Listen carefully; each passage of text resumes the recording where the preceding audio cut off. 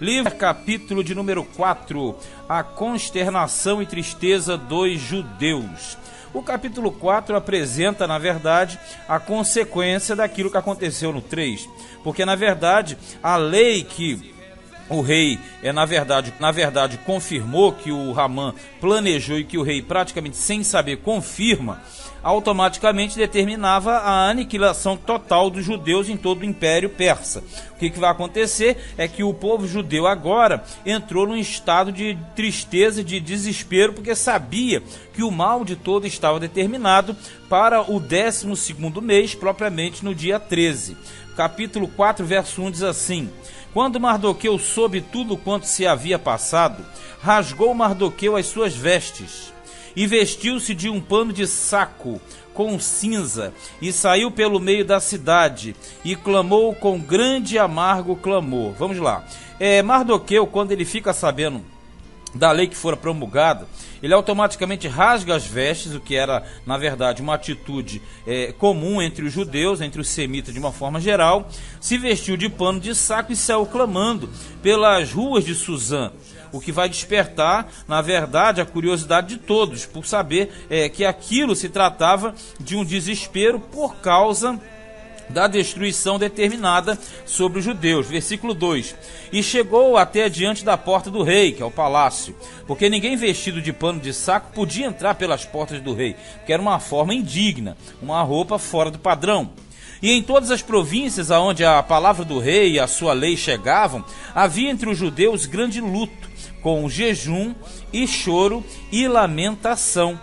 E muitos estavam deitados em pano de saco e em cinza. Porque quando nós trabalhamos na forma antiga, sempre quando você tinha uma grande dor, um desespero, uma situação negativada, totalmente como é o caso aqui, eles entravam em luto, que rasgava as vestes, entravam em luto, jejum, choro, lamentação, pano de saco cinza, se revolviam na terra. Então isso aqui demonstrava o profundo desespero e a tristeza dos judeus. 4. Então vieram as moças de Esté e seus eunucos e fizeram-lhe saber, com o que a rainha muito se doeu, e mandou vestes para vestir a Mardoqueu e tirar-lhe o seu cilício. Cilício é aquele cinto de couro que apertava a cintura. Porém ele não as aceitou. Então Esté chamou a Hataque, um dos eunucos do rei, que este tinha posto na presença dela, e deu-lhe mandato para Mardoqueu, para saber que era aquilo e para quê, porque ela não sabia o que estava acontecendo. Sabia que o tio dela estava na porta do palácio em prantos naquele estado. Então ela manda um eunuco para averiguar o que estava acontecendo. 6.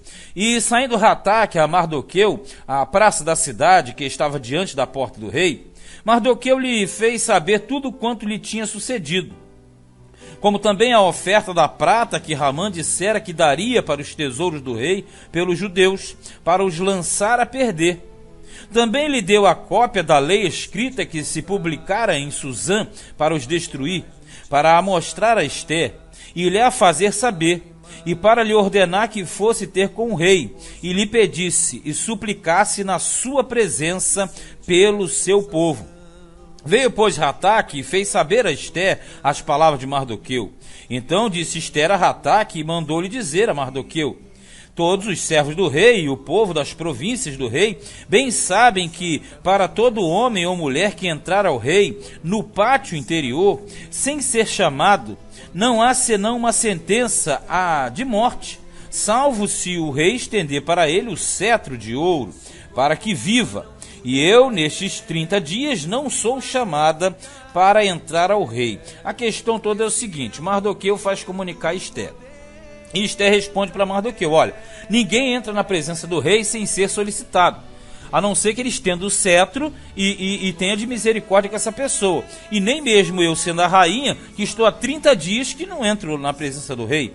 O rei não me chama esse tempo todo. Então, na verdade, a questão toda envolvia um risco de vida da própria Esté, porque os reis, os monarcas, eles agiam assim. Quando eles estavam insatisfeitos, eles simplesmente desforravam aquilo em cima da pessoa.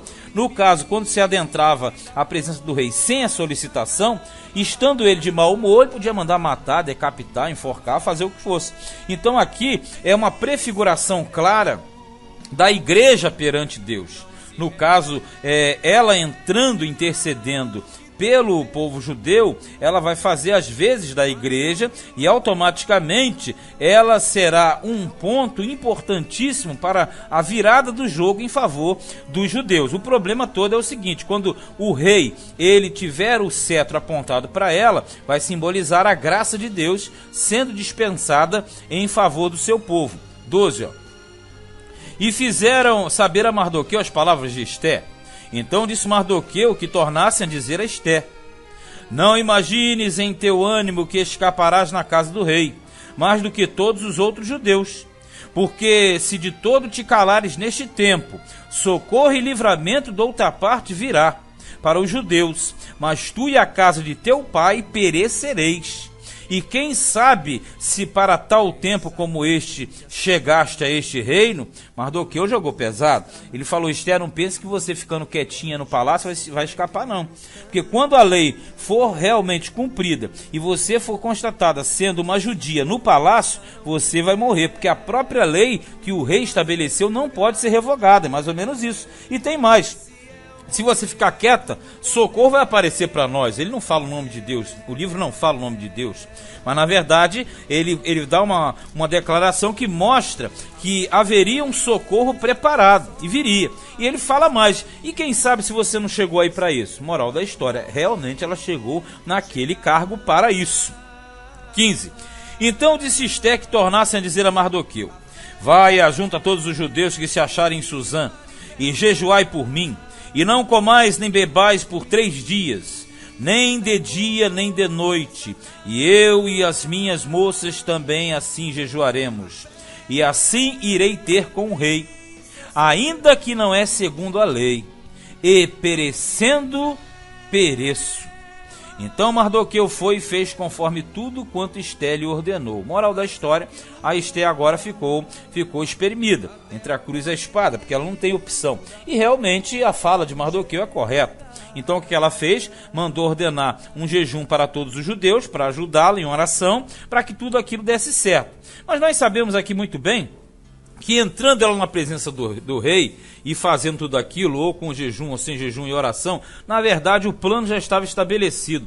Tudo já estava numa sincronia, desde o momento em que Vasti foi tirada, desde o momento em que ela foi colocada, desde o momento em que Mardoqueu conhece a conspiração, nós entendemos que tudo já estava sincronizado para que aquela situação chegasse a um desfecho feliz para os judeus. Agora o detalhe aqui no versículo de número 16, quando ela fala assim: e assim irei ter com o rei. Veja bem, ainda que não é segundo a lei, e perecendo, pereço. Quando ele fala ainda que não seja segundo a lei, é porque ele vai abrir para com ela algo diferente, ele vai abrir uma exceção. Automaticamente isso aqui aponta para a graça. Se é fora da lei, já não é pela lei, mas sim pela graça. E é exatamente assim que ela vai alcançar a misericórdia. Ela não vai segundo a lei, mas ela vai ser recebida pela graça do rei Assuero. Então o capítulo 4 mostrou